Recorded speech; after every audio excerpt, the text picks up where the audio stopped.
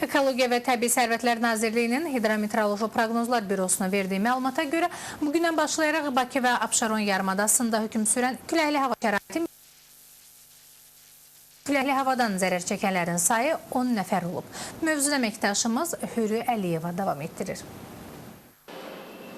Artıq bir neçə gündür ki, Respublika ərazisində müşahidə olunan güclü külək fəsadsız ötüşməyib. Bəzi ağaclar qırıb, damları uçurub. Külək nəticəsində insanlara da ziyan dəyib. Ayın 22-sində təcili və təxirə salınmaz tibbi yardım stansiyasına havanın küləkli olması ilə əlaqədar 8 nəfər müraciət edib. Onlardan 6-sı xəstəxanalara yerləşdirilib. 4 kişi, ikisi isə qadın olub. Digər 2 nəfərə isə yerində ilkin tibbi yardım edildikdən sonra onlar evlərinə buraxılıblar. Digəri deməli mərkəzi onvermağın yanından keçərkən, hündür mərtəbəli binanın yanından keçərkən başına kərpic düşmüşdü.